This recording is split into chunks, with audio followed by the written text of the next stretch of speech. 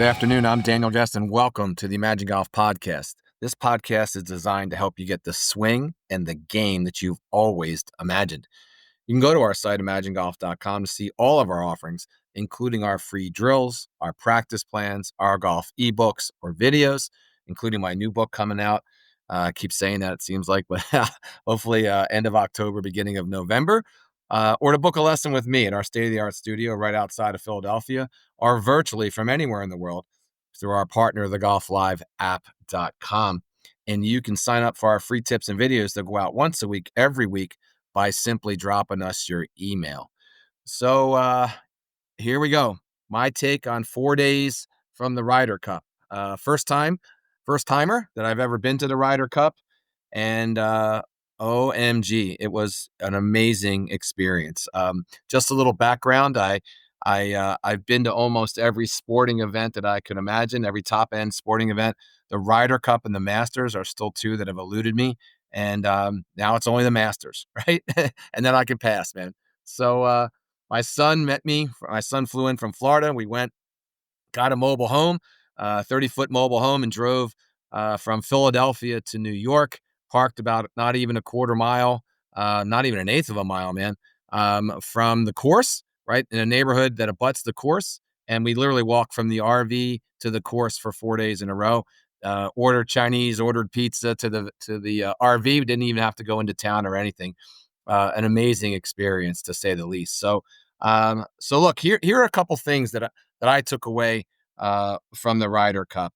And not only take away, but actually learned. I think the first one that's really evident is, dude, Rory is really feeling it, man. I mean, this guy is ultra confident.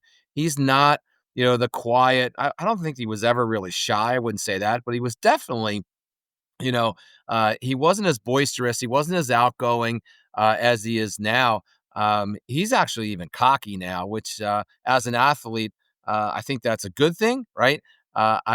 Given that he is on the other side, maybe I don't need to see it all that much, but he's strutting around, man, and he's definitely feeling it, right? And he's living up to it. I mean, I think his record was 3-1-1, and made almost every key shot that he needed to make, and really rallied the team. So that's a no-brainer.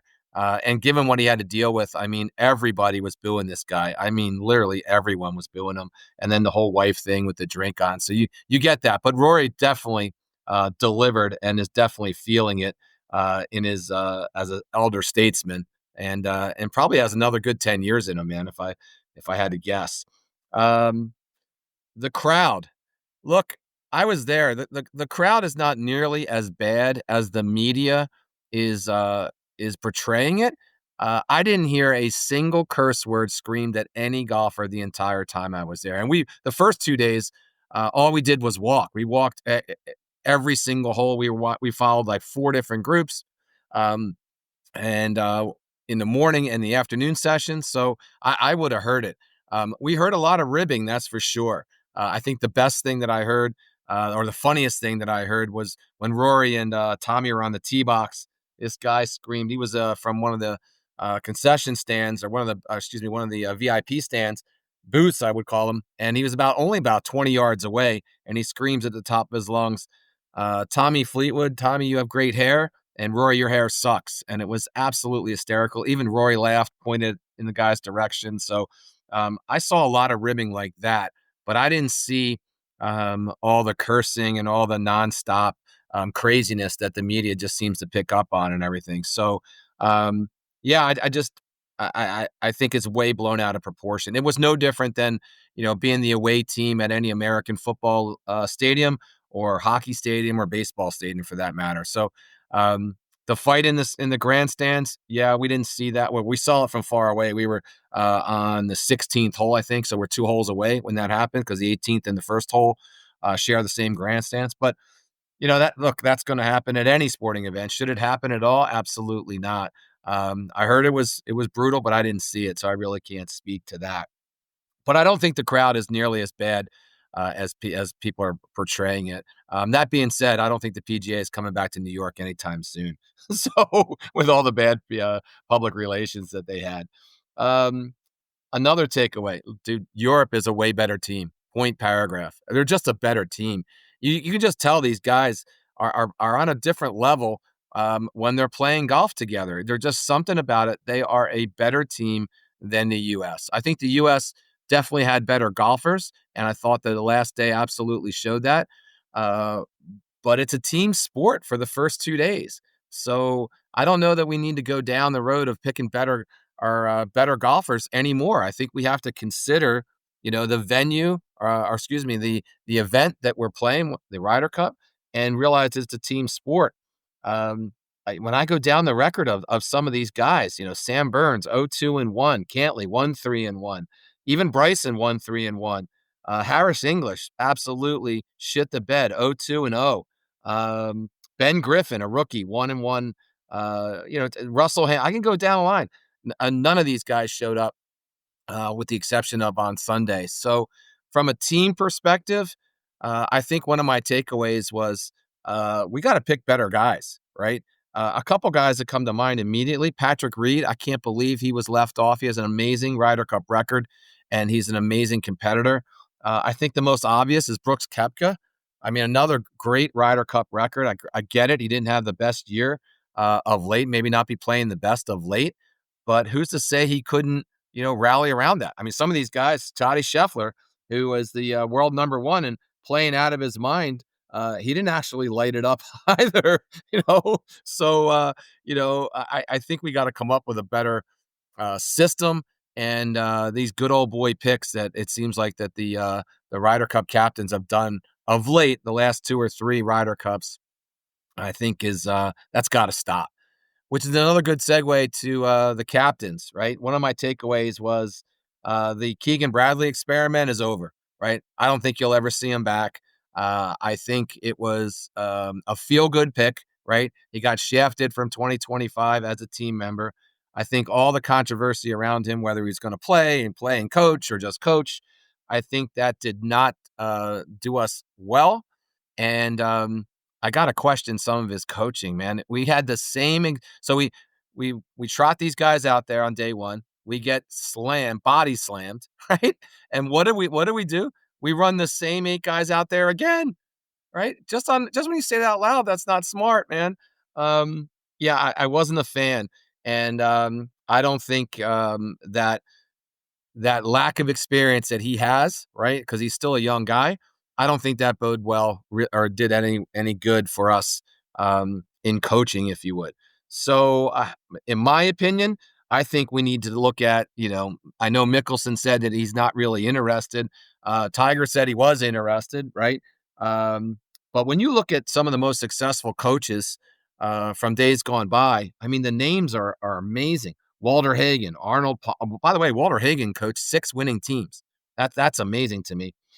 Arnold Palmer, Steve Stricker, Jack Nicklaus coached 2 winning teams. And Jack had an amazing Ryder Cup record. I think he was like 18 out of 26 matches. That's a guy you want leading. The guy's been there, done that. That's a guy that you want leading the charge, for lack of a better. Um, I Paul Azinger, Ben Crenshaw, Tom Watson. These are all, World Hall of Fame guys, and I think we need that going in. We're 0 for 2 in the last 2, and 0 for 3 is going to be an absolute disaster. So I think a better, more established coach, one who's more revered, would serve us, much better. Another takeaway is quite simply the U.S. could not putt. I don't know what was wrong with these guys, but we missed. We chipped in more big shots than we did make putts. It was crazy.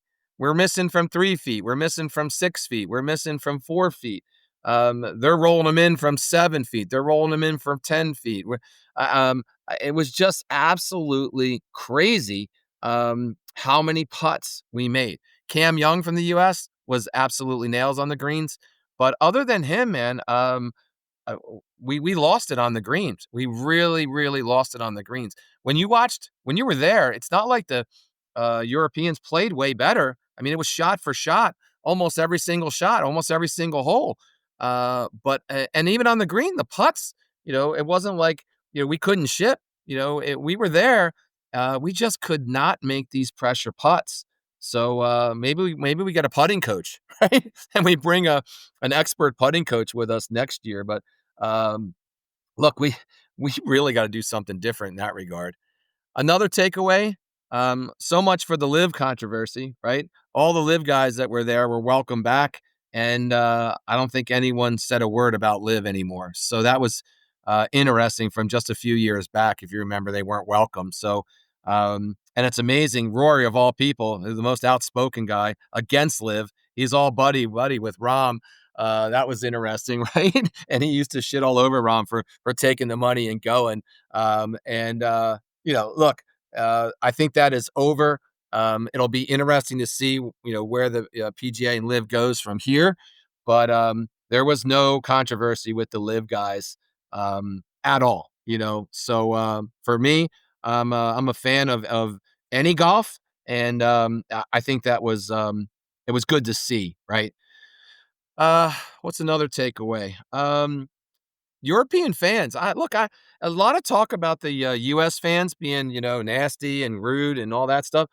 These European fans are no angels either, man. I was accosted a couple times, not cursing at me or anything like that, but asking me the score, or asking me how I felt, being on the losing end, in my face with this stupid "Ole Ole Ole" song, So, um, you know, imagine your football team, right? You're I live in Philadelphia. You're at the Eagles game, and the Dallas Cowboys are beating us 48-7.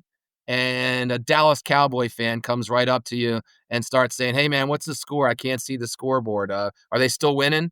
Yeah, I don't think that would go over so well in Philadelphia, right?